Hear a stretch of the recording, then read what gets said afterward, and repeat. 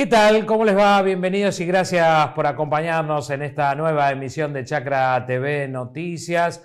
En este caso comenzamos con el resumen semanal, lo más importante, lo más destacado que ha ocurrido a lo largo de esta semana en el sector agropecuario. Lo estaremos repasando en estos próximos 60 minutos. Y uno de los temas importantes fue lo que ocurrió en Rosario, en el simposio de Fertilidad 2025, y allí pudimos hablar con quien es el presidente de Fertilizar, uno de los responsables de este simposio.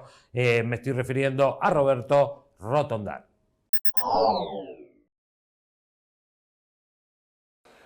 Estamos muy contentos de hacer un nuevo simposio, es el número 17, y bueno, tenemos una gran cantidad de público hoy en el auditorio. A la mañana cuando arrancó teníamos más de 1000 personas, asesores, empresas, productores, investigadores, así que estamos realmente muy contentos.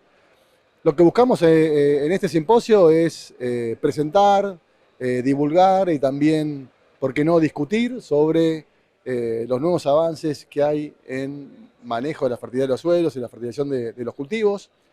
Queremos poner, como decimos, el suelo en un lugar relevante, y es por ello que este simposio se inauguró con una primera charla que fue presentar los mapas de suelo de la región pampeana y extrapampeana. Ese es un trabajo que hace Fertilizar junto con INTA, y se presentó como una tercera foto de la región pampeana. Presentamos una foto que fue 2008, suelo agrícola versus suelo prístino, 2008-2009. Después presentamos una foto que fue 2017 y ahora estamos presentando una foto que es 2024-2025. Y lo que hacemos con eso es justamente ir monitoreando cómo evoluciona la fertilidad y los parámetros principales de los suelos. ¿Y dónde estamos hoy en ese sentido? Hoy estamos, comparado con la situación de 2018, estamos en algunos nutrientes todavía perdiendo, perdiendo fertilidad, pero por ejemplo, a una tasa mucho más baja. En el caso del fósforo, en la mayoría de las regiones seguimos perdiendo fósforo porque no llegamos con la fertilización a reponer el fósforo que extraemos vía las cosechas. Lo que sí, esa tasa es mucho más lenta, pero también hay regiones donde estamos ganando un poco de fósforo. Ahí mencionó Ránzaga Rosas, el caso del sur de Santa Fe y algo también de Córdoba, del sur de Córdoba. En algunas zonas estamos ganando también levemente lo que es niveles de fósforo. Pero en términos generales es un nutriente que en cerca de un 65-70% de la región pampeana es deficitario, así que tenemos que prestarle siempre mucha atención. También se mostraron valores de materia orgánica de los suelos, el carbono, que es tan importante, es un indicador muy importante de calidad. Y ahí se vio que, comparado con 2018, también es un periodo corto de tiempo, estamos como estabilizados. Lo que perdimos ya lo mostraron, digamos, los mapas anteriores. Y bueno, y aparecen nutrientes, un micronutriente como es el zinc, que si bien sigue siendo de alguna manera deficitario, también aparece en algunas zonas donde estamos fertilizando con zinc, que de a poco empieza a haber niveles mejores de ese nutriente. Hay datos también de la importación y exportación, ¿no?, de fertilizante. ¿Podríamos graficarlo? Sí, cómo no. Localmente Argentina produce fundamentalmente nitrogenados, urea y tiosulfato de amonio. Urea es el más importante, estamos produciendo 1.100.000, 1.200.000 toneladas. También producimos fosfatados, fundamentalmente superfosfato simple, cerca de las 500.000 toneladas. Entre esas fábricas se producen cerca de 1.800.000 toneladas, que es un tercio de lo que se consume en Argentina. Los otros 2/3, sobre todo lo que es fosfato diamónico, monoamónico, urea y WAN, se importan de distintos orígenes. Norte de África en el caso de los fosfatados, en el caso del WAN sobre todo de Estados Unidos, bueno, diferentes orígenes que yo mostré en la presentación. Eso mes a mes, digamos, semana a semana, se descarga en los diferentes puertos que son San Nicolás, Bahía Blanca, Necochea, San Lorenzo, etc. Bien, el contexto económico ayuda o bueno, hace que sea todo muy justo, ¿no? Para invertir en tecnología y después tener como consecuencia rentabilidad. Sí, sí, es cierto, los números están finitos, hay que cuidar los costos, es cierto, y hay que cuidar también el ingreso. El ingreso, en el caso de la agricultura, está dado por el precio y por la cantidad. El precio es el precio del grano, hoy hay herramientas para poder capturar mejores precios de grano, y hay gente que se dedica y es experta en ese tema, y el productor tiene herramientas para poder capturar el precio de lo que produce o poder asegurar, digamos, parte de ese precio. Pero el otro factor es cantidad. El productor tiene que producir kilos por hectárea. Nosotros estamos convencidos que una de las claves es manejar adecuadamente la fertilización. Yo comentaba en la presentación que en el caso del maíz del potencial, estamos a un 35, un 40, un 45% de acuerdo a las zonas. Y podríamos cerrar un 80% de ese potencial productivo, sobre todo si ajustamos nutrición. ¿Y la traba cuál es? ¿La económica o una cuestión cultural de conocimiento? Eh, bueno, es complejo, el tema es complejo, pasa por lo productivo, por lo económico, por lo coyuntural. Yo creo que si vamos hacia condiciones más estables de economía, como estamos yendo, yo creo que cada vez va a ser más importante y más relevante hacer buena agronomía. Y en esa buena agronomía tenemos que cuidar los costos, por supuesto, el productor cuida los costos, pero también hay que elegir bien, digamos, dónde hacemos esas inversiones.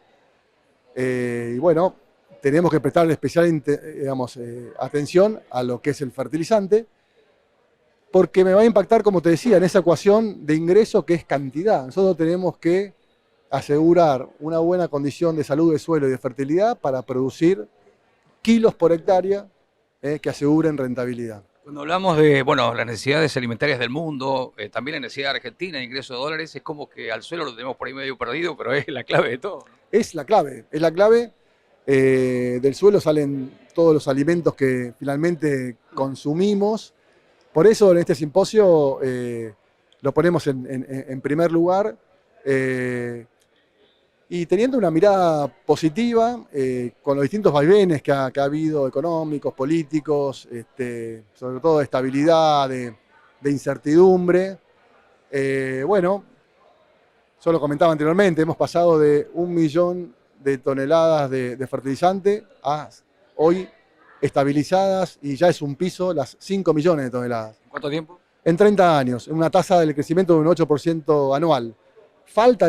Sí falta, es suficiente, sabemos que no es suficiente, pero bueno, vamos haciendo el camino y esperemos que, como te decía hace un rato, se den las condiciones tanto económicas, de estabilidad, de certidumbre, como para que el productor y el asesor puedan usar adecuadamente la tecnología y producir. Bueno, Roberto, gracias por el tiempo.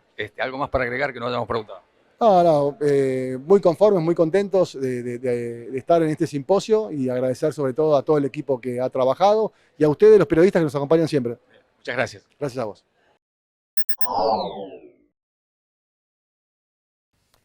Bueno, más de este simposio 2025 de fertilidad con algunos datos y también con desafíos importantes que va a tener este 2025. En este caso, María Fernández González San Juan nos cuenta cuáles son esos desafíos.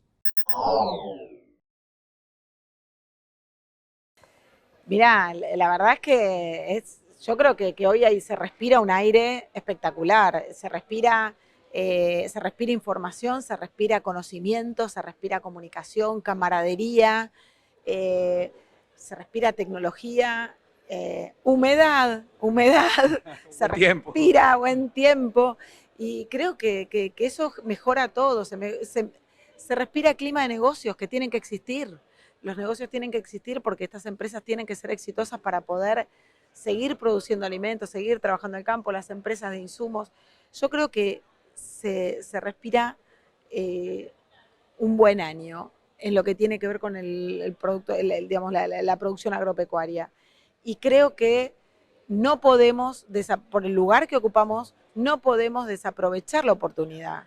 Hay humedad, tiene que haber una buena cosecha, una gran cosecha en rendimiento y en calidad. Si hay humedad no podemos tomarnos una licencia de no cosechar la máxima cantidad de kilos por hectárea que podamos. Porque siempre lo que nos limita, digamos, el insumo más caro y más estratégico que manejamos es el agua. Entonces, si tenemos agua, hay un recorrido enorme hecho, tenemos que apuntar todas las tecnologías para eso, pero hay una responsabilidad. No se puede no potenciar, no ir al máximo que podamos en cada hectárea, porque necesitamos producir alimento. El productor lo necesita, porque es un empresario, el país lo necesita, las personas necesitan alimentos de calidad, el mundo necesita alimentos. Esto no termina tampoco, estamos hablando digamos, cuando hablamos de alimentos, hablamos de algo muy universal. Y el suelo es clave, Suelo... aunque para el gran público por ahí parezca algo que no tiene mucho que ver. Creo que también se respira una atmósfera de mucha sensibilidad. Y cuando hacemos los homenajes de las personas de estos célebres que nos dejan un gran recorrido, personas que hicieron importante todo el tema de fertilidad de suelo y nutrición de cultivos, nos damos cuenta de lo emocional que hay en los temas de suelos. Y creo que el suelo no es simplemente el lugar donde producimos cultivos. ¿Qué hay debajo de los pies? Hay algo ahí, hay un arraigo. El suelo es nuestro lugar de origen. ¿Viste? Cuando hablamos de los cordobeses, ayer decíamos que Norma Arias es rosarina, pero en realidad está nacionalizada entrerriana, porque es más entrerriana que el propio Vertisol. Y yo decía, este chiste lo entendemos no solo nosotros, pero Vertisol es el suelo entrerriano, es un suelo pesado, es un suelo muy distinto al suelo cordobés, muy distinto al suelo pampeano, muy distinto al suelo de Río Negro, muy distinto al suelo de Mendoza. Entonces el suelo también nos describe, es el terruño de cada uno, es el origen de cada uno. Y creo que eso, cuando uno hace esas menciones especiales, se siente mucha emoción el haber trabajado para el suelo, porque nos identifica, somos parte de eso. Es muy hondo, digamos. Es muy hondo, es muy hondo. Y bueno, y eso también nos carga una mochila de responsabilidad, porque ese recurso natural que nos identifica tanto tiene que seguir, tiene que perdurar, tiene que seguir generando alimento, tiene que seguir siendo un sentimiento. Bueno, ahí hay una responsabilidad enorme, porque el suelo es un recurso natural que es no renovable, en la escala del tiempo en que vivimos, no es renovable, y es de gestión privada. Lo administramos los propietarios, o los agrónomos, o los alquilinos, ahí hay un recurso natural de gestión privada. Y es importante eso, es una responsabilidad muy grande, porque tenemos una licencia de la sociedad para administrar un recurso natural. Vos imaginate si pasara un río por acá y decimos, yo voy a poner acá un dique, lo voy a usar para mí. No, a nadie se nos ocurre hacer una locura con un río. Sabemos, el agua es algo que lo tenemos todos los días muy incorporado, y entonces somos muy conscientes. Bueno, el suelo no es menor. Y no solamente repasando lo que ha sido el simposio hasta ahora, se ha hablado del rendimiento, sino del valor nutricional, ¿no? Que es importante para la salud, ¿no? Sí. La verdad es que estuvimos trabajando mucho el tema de cómo la nutrición del cultivo tiene mucho que ver con la nutrición humana, están muy vinculadas, y los nutrientes son los mismos, los que necesitan las plantas, los requerimientos de las plantas y los requerimientos de las personas. Entonces tratamos de machear, a ver qué había ahí en el medio, ¿no? Y en el medio está la agricultura, porque los nutrientes están en el suelo, la naturaleza los guarda en el suelo, tenemos que absorberlos por las raíces, pero después los necesitamos en los alimentos. Entonces, esa agricultura nos sirvió de medios para generar el alimento. Todo esto que hacemos hoy acá, en definitiva, es para producir alimentos. Y si los alimentos no tienen capacidad nutricional, perdimos. Bueno, vos siempre has dicho, ¿no?, que quienes hacemos agricultura hacemos alimento. Es poner el faro muy largo, pero es así. No termina en el camión que se fue cargado del campo con grano. Es alimento. Entonces, ahí hay una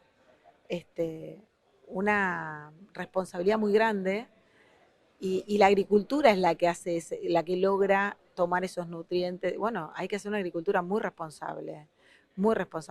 Y necesitamos que sean alimentos con buena capacidad de nutrición, porque si no, poco sentido tuvo.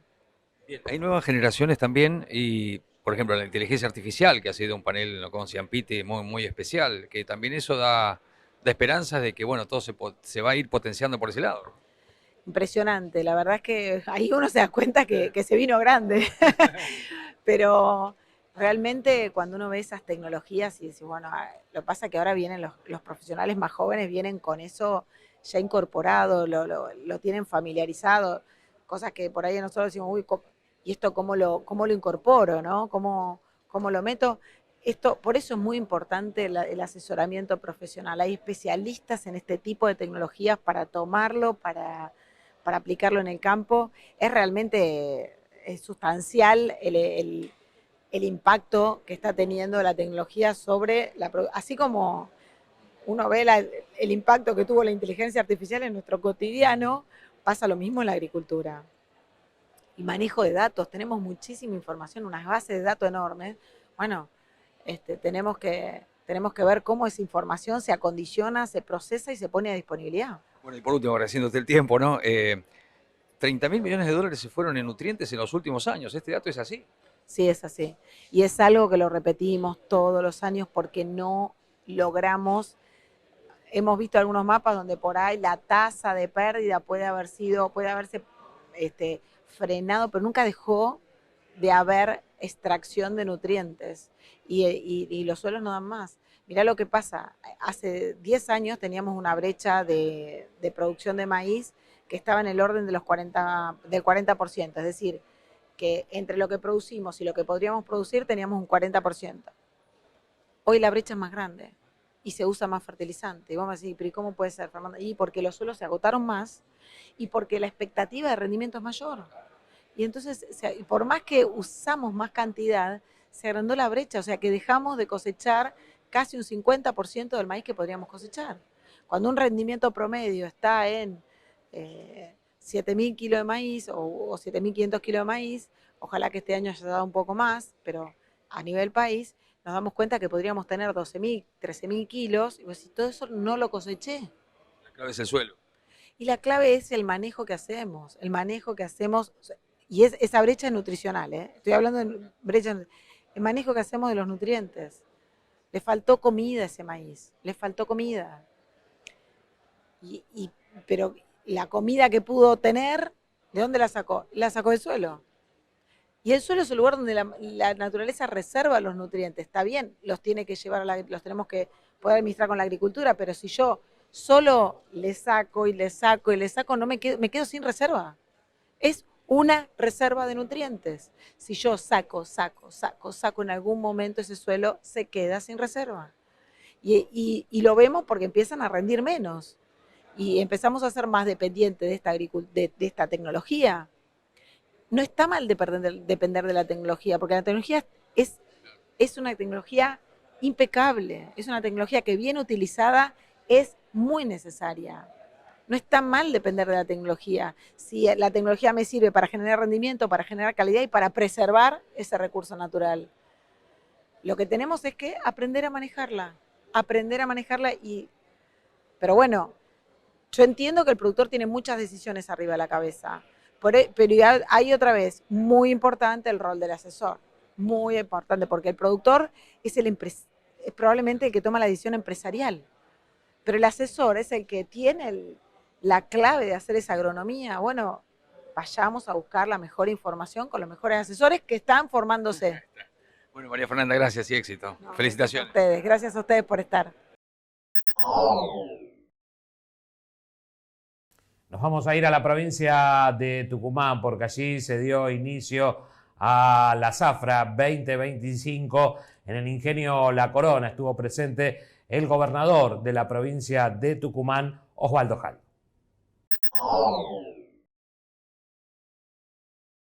Hoy estoy muy contento primero de estar en esta hermosa ciudad de Concepción, en el inicio de la zafra 2025 del ingenio La Corona, un ingenio de más de 140 años de vida, es decir, tantas generaciones pasaron por este lugar, y también agradecer a la familia Arano, que hoy los propietarios de este ingenio que nos invitaron a participar en este inicio de zafra, agradecerle también al intendente de Concepción y fundamentalmente a todos aquellos que participan en esta cadena productiva, a todos aquellos que directa o indirectamente aportan un granito de arena para poner el trapiche en movimiento. Nos sentimos muy apoyados, y esto es así, por el gobierno provincial y por el gobierno municipal, como empresa y como actividad. Siempre nos apoya muchísimo Jaldo como gobernador, y digo, no solo a nosotros, sino al sector en general, ¿no? Porque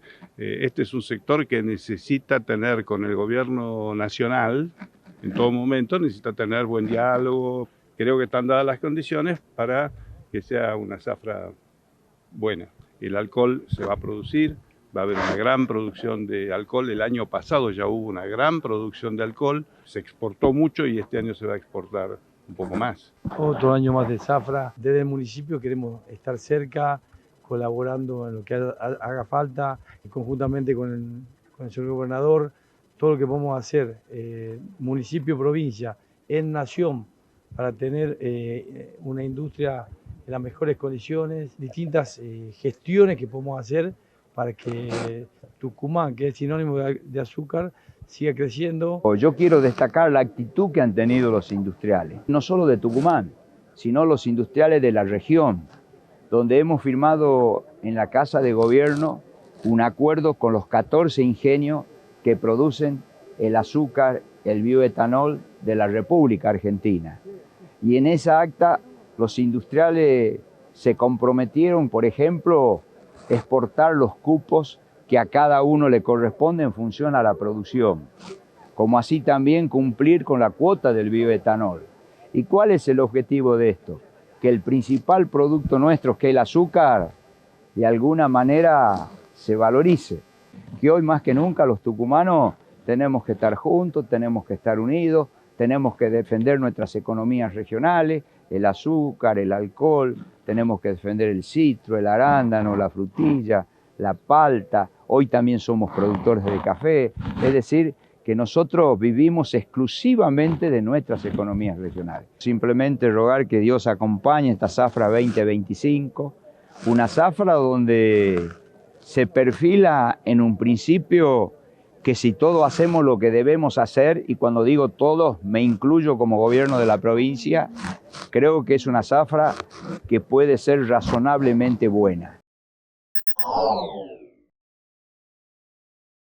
Otro tema destacado fue el anuncio de la Semana Angus de otoño, allí en el predio ferial de Palermo. Estuvimos conversando con Carlos Solanet. La verdad que nos preparamos con muchísimas expectativas, parece mentira, pero pasó un año rapidísimo. Ya estamos con la exposición sobre la marcha, ya en una semana esto va a empezar a moverse fuerte. La verdad que muy bien, una expectativa enorme. La exposición realmente ha tomado muchísimo vuelo. Este concepto de tener esta exposición indoor, donde está totalmente relacionada la ganadería, la pista, los stands comerciales, los remates, todo lo que tiene que ver ese ciclo que une todo lo que es la necesidad de capacitación, negocios, interacción, todo en un mismo espacio. Creo que ha dado su resultado. Nació hace 4 años como un festejo de un centenario y realmente ha venido para quedarse. Y bueno, y la verdad que muy sorprendido porque esto nos viene superando año a año. O sea, vemos cantidad de inscriptos. El año pasado teníamos 800, este año tenemos 930. O sea, decimos, ¿cuál es el techo de esto, no? O sea, indudablemente el productor, el ganadero, apuesta a este tipo de posiciones. Cantidad de inscriptos, más de 900. Cantidad de expositores ganaderos y expositores comerciales. Ya, son más de 170 expositores ganaderos en forma individual, que es algo altísimo. De todo el país e inclusive internacionales. Vamos a tener la presencia de expositores ganaderos de Uruguay que vienen por primera vez cruzan a nuestro país a un intercambio genético, a mostrar sus animales, a competir con nosotros. Creo que eso es muy bueno. Habla muy bien de la consolidación de esta exposición. Después, expositores comerciales, 50 expositores comerciales, más de 12 casas consignatarias haciendo sus remates televisados, esperamos superar las 80.000 cabezas. Realmente una interacción muy fuerte de lo comercial con el productor, con el ganadero, con los insumos y servicios que forman parte de esto y todo en un mismo espacio. Vamos a volver a insistir con los auditorios para realizar los remates, tanto por internet como televisados, adentro del pabellón, no en otro lugar, para que vuelva a tener interacción, o sea que redoblamos la apuesta en esto. Finalmente, el jurado... El jurado de Bozales Internacional, Andrés Peña Garicano de Uruguay, y el jurado del Puro Controlado es Carlos Pestalardo. Una más. Expectativas en particular para esta exposición respecto de los visitantes. Será, por supuesto, con previa acreditación, pero gratuita. Como siempre, esta exposición siempre nació así. Es una exposición para productores, para técnicos, para criadores, para ganaderos y para todo aquel que quiera conocer de la ganadería. Se acreditan en la página de Angus y con esa acreditación vienen, ingresan y pueden vivir de este ecosistema de la ganadería Angus. Y con Alfonso Bustillo, quien es el presidente de la Asociación Angus, nos va a dar algunos detalles importantes a tener en cuenta en lo que será esta nueva Expo Angus de otoño. Creo que la ganadería es pasión, es todo lo que dijiste vos, es un negocio también, y las instituciones como Angus que hacen que la ganadería también crezca, tienen que estar a la altura de las circunstancias. Quienes están dirigiendo los destinos de estas instituciones, en este caso me toca a mí, tenemos que saber que es tiempo de servir. Y el tiempo de servir es tiempo de mirar al otro, no a uno. Entonces hay que dejar todo lo que haya que dejar en la cancha para que quede una huella del pasaje de uno. Rápidamente te transformás en calabaza, como digo yo, ¿no es cierto? Pero en el tiempo que estás, es un tiempo de servir, no de poder. Muchas veces lo que pasa es que la gente entra queriendo cambiar algo, queriendo aportar a las instituciones, y el calorcito del poder que genera cualquier institución, desde ser un club de fútbol hasta esta o hasta ser un diputado, finalmente pierden el objetivo que era servir para quedarse al calor del poder. Eso es lo malo. Hay que salir a tiempo, dejar una huella y que otros vengan a servir. Se viene la semana de Angus. Obviamente pareciera que estaba muy cerca la del año pasado, corrió el tiempo y ahora un nuevo desafío. Y ya estamos de vuelta, Horacio. ¿Cómo es tan rápida la vida? Pasa tan rápida, no podemos creer. Y acá estamos en la 4ª edición de Otoño Indoor. Empezamos con el centenario y bueno, cada año fue fortaleciéndose y este año yo creo que llegamos muy, pero muy fuertes en la cantidad de inscriptos, de animales inscriptos, de expositores comerciales, de remates comerciales, de remates de invernada y cría y de remate de puro controlado y el remate de campeones que hacemos con la firma Mondino el último viernes. Así que creo que tenemos una muy buena expectativa para esta semana. Ahora, no solo han desarrollado la ganadería, la producción pecuaria en la Argentina, sino que también han visto al final, ¿no?, al consumidor, han visto el plato y esa carne Angus certificada hoy así lo demuestra. Finalmente, todo lo que hacemos los ganaderos es para ese bife en un plato que sea carne Angus certificada, que es la mayor calidad, donde tiene jugosidad, sabor y terneza. Bueno, en todo el trabajo que hemos hecho estos años, el objetivo primordial fue unir a la gran familia Angus en todos sus eslabones. Y esa familia empieza con el que vende genética a un criador comercial, que hace un ternero, que lo inverna y lo hace un novillo gordo, o se lo vende a un invernador o a un feedlotero, que finalmente se lo da a la industria frigorífica para que llegue ese bife al mundo y al mercado interno. Trabajamos en todos esos frentes y lo vamos logrando. Yo creo que la carne Angus certificada se está instalando en el mercado interno lentamente. es un país complejo el nuestro. Horacio, vos sabés, las vicisitudes, la macroeconomía, hemos tenido cuotificaciones, ROEs rojos, retenciones, inflación, cierre de exportaciones, climas complejos, todo eso, y seguimos vivos los ganaderos. Tal vez con un stock estancado, con una producción estancada, con un consumo que cae y rebota, porque queremos comer carne. Nuevamente estamos en 50 kilos de carne. Así que bueno, Dios quiera que nos sigan mirando como parte de la solución a los problemas que vive nuestro querido pueblo argentino y que la ganadería aporte como tendría que ser al bienestar de todos. Muchas gracias. Yo aprovecho para agradecerte a vos. Mis mañanas a las 6 llega el mejor reporte, que es tu resumen. Así que arranco el día informadísimo con tu trabajo silencioso, pero muy positivo.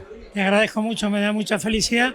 Por eso lo hago, porque sé que hay gente que lo espera y yo del otro lado trato de dar lo mejor también. Abrazo grande y los mejores deseos para esta semana. Gracias y sos parte de esta semana, Horacio.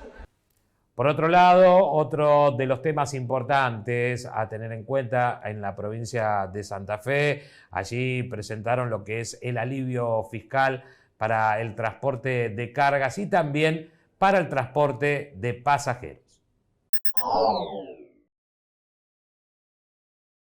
Está también enmarcado en la Ley Tributaria 2025, con una mirada muy puesta en la producción, ¿sí? En las políticas productivas que nuestro también ministro de Desarrollo Productivo, Gustavo Puccini, trabaja y nos manifiesta continuamente, y se trabajó entonces esta ley tributaria con esa mirada.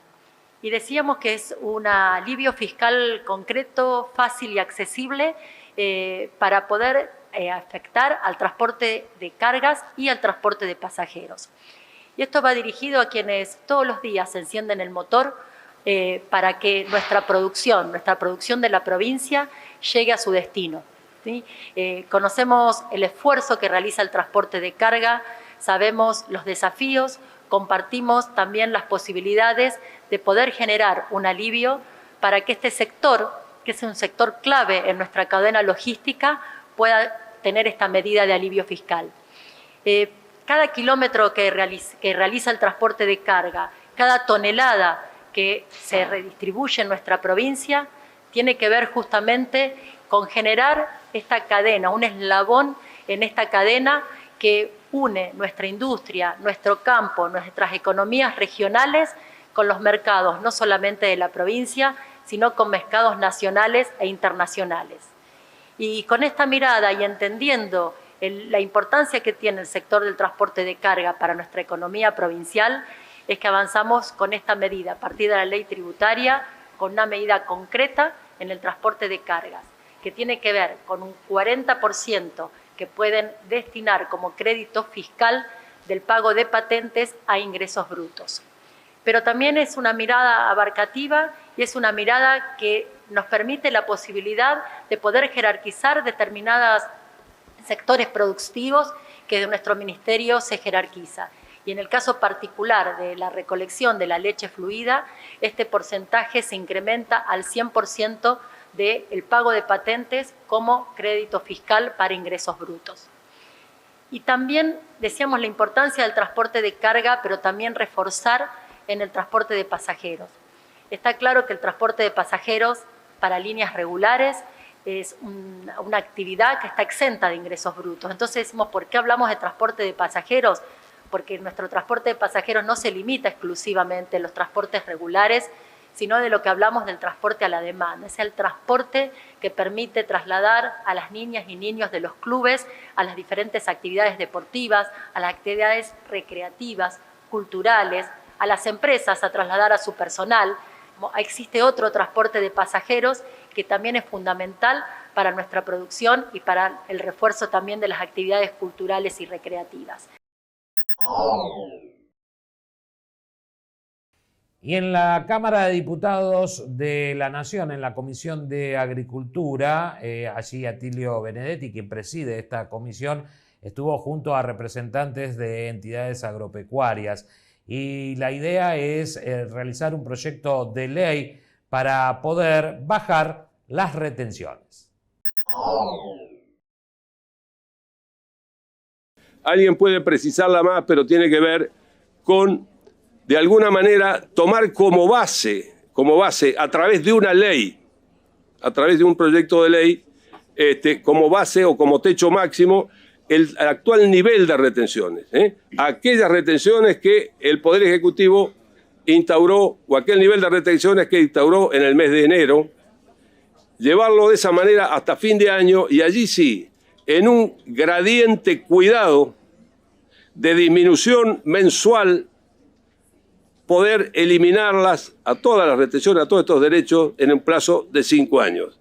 Entendemos que si alguna duda hay sobre el impacto que pudiera tener en el año próximo, tendremos oportunidad de discutirlo y de zanjarlo cuando tratemos el presupuesto del año próximo, que espero que podamos, como corresponde, tratarlo en este Congreso de la Nación. Así que esta idea básica está puesta a consideración de los señores diputados dentro de otros proyectos y dentro de alguna otra idea que pueda estar en consideración de los señores diputados. Así que con esta introducción yo pongo en debate la posibilidad que podamos avanzar con algún dictamen que pueda comprendernos a la mayoría de los legisladores aquí presentes, con el objetivo de avanzar con esta línea, con esta certidumbre para la principal actividad productiva del país. Y quiero decir, la necesidad de certidumbre a través de un proyecto de ley no hace falta que yo venga a recordarla acá, tiene que ver también con algunas ideas del actual gobierno para promocionar algún tipo de actividades que hemos acompañado, algunos, obviamente no todos, pero se ha convertido en ley algunos proyectos para dar certidumbre fiscal a proyectos de grandes inversiones. Creemos que este sector que está soportando la economía del país y que soporta también el desarrollo y la posibilidad de desarrollo de diversos lugares del país, tiene que tener esta posibilidad. Así que, bueno, sin más, estimados colegas, pongo a consideración estas ideas y abro el debate. Momento ahora de hacer una breve pausa. Quédese con nosotros. Enseguida regresamos con más información.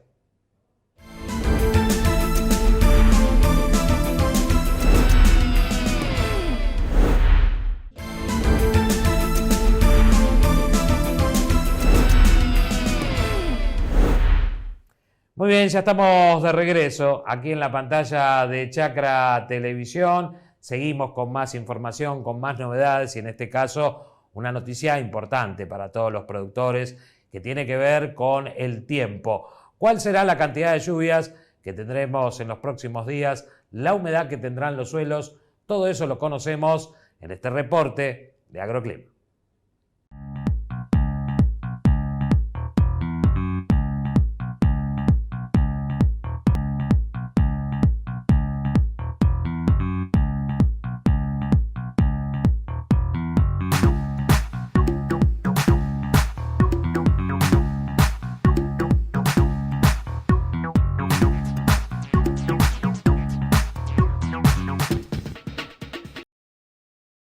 Lo primero es acompañarte siempre. Cotiza tu campo en granizo4x4.com.ar. La Segunda Seguros. Lo primero, sos vos. Perspectivas climáticas para la zona núcleo de la República Argentina. Al inicio de la primera etapa, la perspectiva se va a completar con el paso del frente que inició su recorrido al final de la etapa anterior, causando lluvias con su foco de mayor actividad sobre la provincia de Misiones y registros dispersos sobre la mayor parte del resto de su extensión, mientras la cordillera sur observará tormentas de moderada intensidad. El extremo nordeste del NOA, el norte de la región del Chaco, gran parte de Paraguay, el norte de la Mesopotamia y el extremo norte de Uruguay observarán precipitaciones moderadas a abundantes de entre 10 a más de 50 milímetros, con posibles focos de tormentas. La mayor parte del área agrícola observará precipitaciones dispersas con registros predominantemente escasos a nulos, menos de 10 milímetros, con focos aislados con valores más moderados. En tanto, la cordillera sur observará precipitaciones abundantes de más de 25 milímetros. Los vientos polares acompañarán el avance del frente, causando temperaturas mínimas por debajo de lo normal en la mayor parte del área agrícola, con heladas generales en las zonas serranas del oeste y heladas localizadas en gran parte de la región pampeana y el Uruguay. El este del NOA, la región del Chaco, el Paraguay, el centro y el norte de la Mesopotamia, el este de Cuyo, el norte de la región pampeana y el norte de Uruguay observarán temperaturas mínimas superiores a los 5 grados centígrados, con un foco con valores superiores sobre el norte de Paraguay. En tanto, el centro del NOA, el centro de Cuyo, la mayor parte de la región pampeana, el sur de la Mesopotamia y la mayor parte del Uruguay mostrarán temperaturas mínimas de entre 0 y 5 grados, con riesgos de heladas localizadas. Las zonas serranas de la oeste del núcleo agrícola observarán mínimas por debajo de los 0 grados, con focos de registros menores y además heladas generales. Los vientos del trópico retornarán con moderado vigor, produciendo fuertes calores sobre el extremo norte del área agrícola y registros un poco más moderados, pero algo superiores a la media estacional, sobre el centro, mientras que el sur continuará bajo el dominio de los vientos polares, con registros bajo lo normal.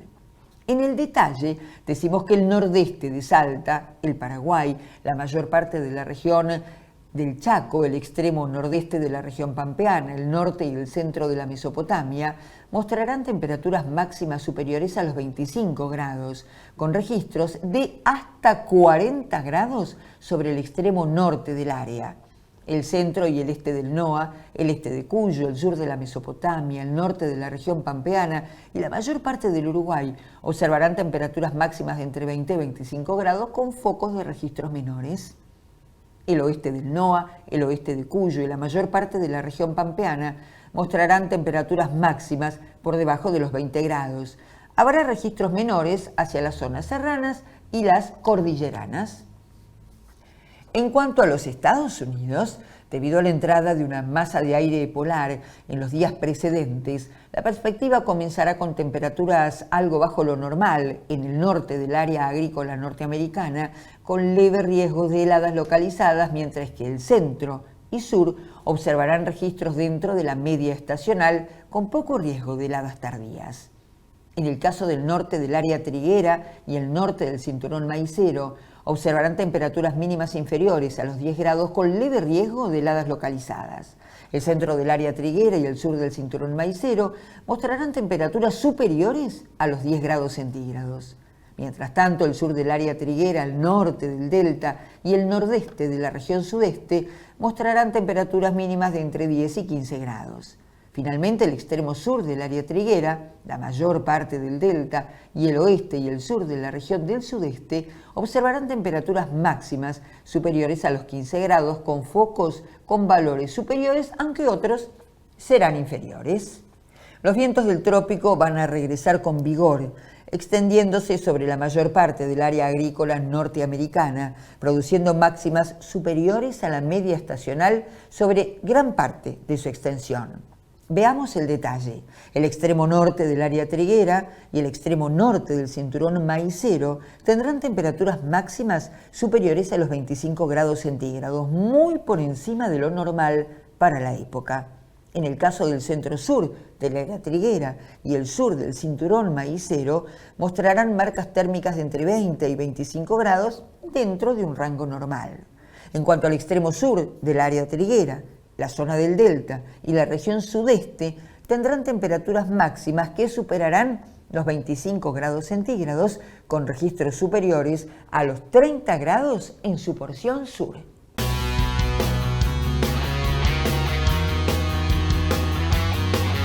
Y en la provincia de Corrientes, el gobernador Gustavo Valdés estuvo recorriendo e inaugurando esta planta generadora de energía limpia que se da a través de la biomasa, con una inversión de más de 200 millones de dólares. Allí el gobernador Valdés destacó la importancia de esta planta.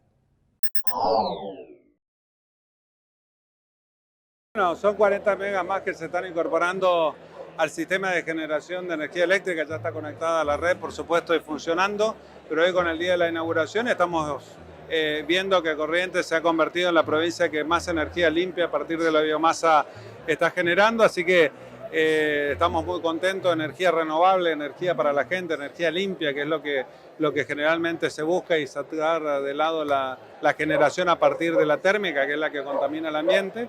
Y creo que estamos con una meta importante en Corrientes por encima de los estándares fijados en toda la Argentina, así que contento y es un día de mucha satisfacción. Usted mencionaba también la solución de un problema que en algún momento planteaba esta zona, como era qué hacer con los subproductos y las quemas que se producían a partir de esos subproductos. Bueno, el subproducto era quemado y hoy tiene un valor y termina generando energía eléctrica. De alguna manera nosotros tenemos un aprovechamiento mayor de todo lo que implica un árbol, por supuesto implantado, ¿no? Y hoy podemos ver de que podemos generar también energía y podemos trabajar en otros subproductos, pellets, chips, que son partes fundamentales de la silvicultura, que es lo que estamos viendo en Corrientes, que nos hemos convertido en la primera potencia forestal de la Argentina con el transcurso de los tiempos.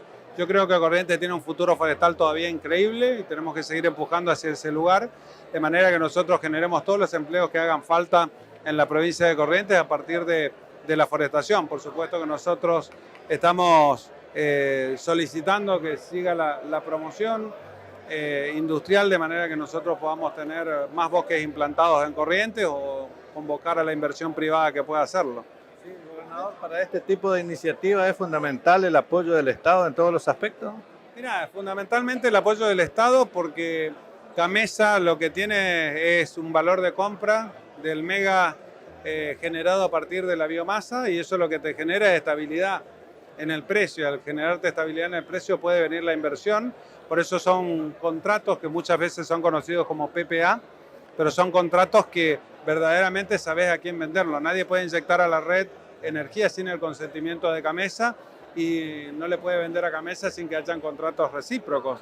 Bueno, esto es lo que ocurrió en Corrientes, con la visión en su momento de lo que era el gobierno de Mauricio Macri. Fueron contratos que fueron surgiendo y que fueron tomados por la empresa Insud, y que hoy vemos que llega a buen puerto una iniciativa de una visión energética que fue importante en su tiempo. Mano de obra local, dijo el señor Sigman, algo muy importante, ¿no? Bueno, mano de obra local, mano de obra correntina, virasoreña en este caso, y que nos permite seguir generando empleos en toda la provincia de Corrientes. Una empresa que se muestra amigable con el medio ambiente. Aquí también se ha mencionado la gestión de los bonos de carbono, algo en lo que también la provincia se muestra interesada. Nosotros trabajamos mucho bonos de carbono y somos una de las primeras provincias que ha generado obligaciones negociables verdes, para decirlo de alguna manera, y que se han podido lograr financiamientos a partir de la bolsa de valores, a partir de inversiones específicas que se puedan tener en madera y energía limpia. Pero bueno, tiene que ver con un trabajo específico, con un avance que tiene que tener la legislación para poder lograr este tipo de inversión. ¿Está asegurada la materia prima para esto o no? Mire, todos tienen asegurada la materia prima. El grupo Insud tiene plantaciones en la provincia de Corrientes, un grupo muy fuerte en la provincia de Corrientes, fundamentalmente con asiento en la zona de Ituzaingó, también parte en la zona de Santo Tomé, y también en Virasoro, por supuesto, pero tiene asegurado materia prima. Esta es la cuenca forestal más importante de la provincia de Corrientes. Momento de compartir con todos ustedes el análisis de política agropecuaria que realiza semanalmente la ingeniera agrónoma Susana Mer.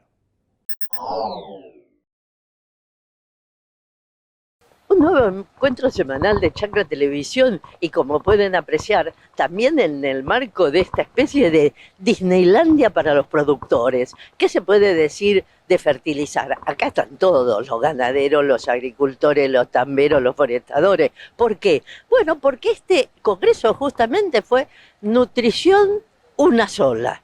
Una para el suelo es la misma para los animales, la misma para el pasto, la misma para el humano. Todo tiene que estar bien nutrido y el suelo es el principio de todo.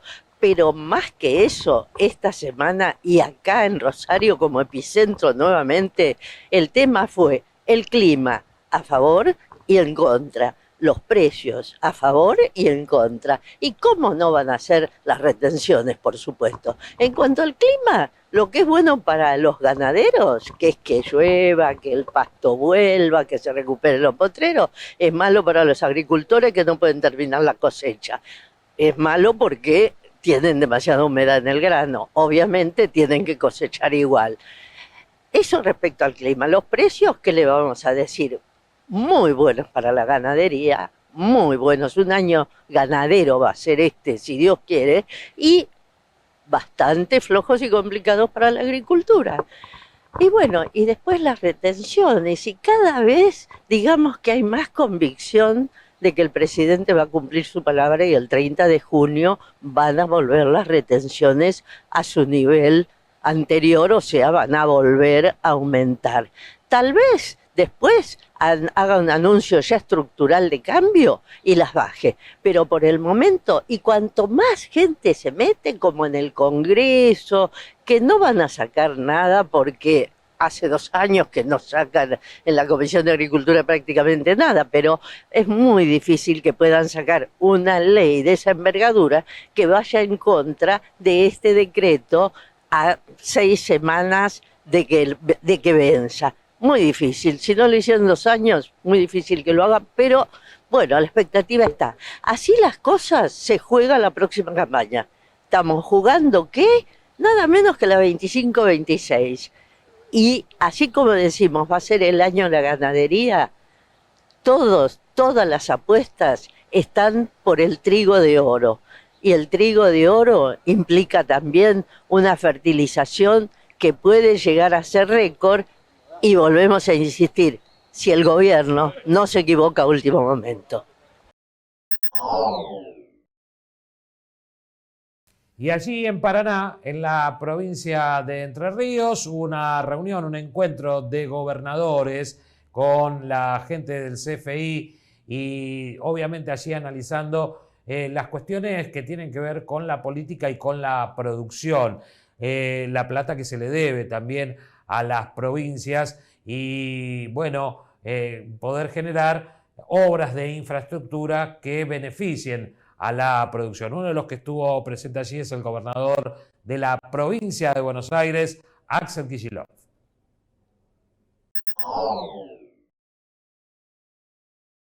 Le otorgo a este encuentro, como fue la saga de encuentros anteriores vinculados a la confección de una agenda federal, de una agenda que surja de las necesidades de las provincias, le otorgo muchísima importancia.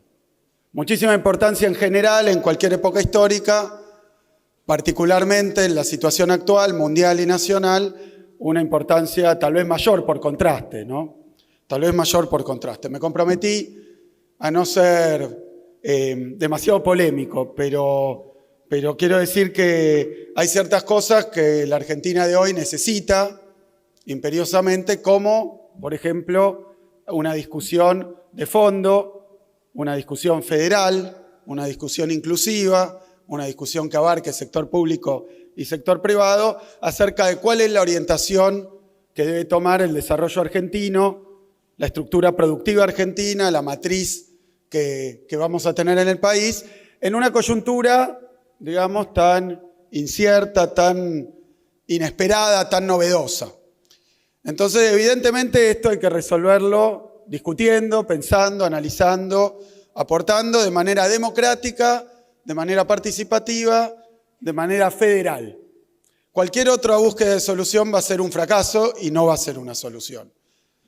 ¿Por qué digo esto? Porque hoy estamos en un mundo que viene cambiando hace tiempo, pero que últimamente, sobre todo con la aparición de Trump y su política arancelaria, está mostrando novedades, un vuelco, algo para muchos inesperado.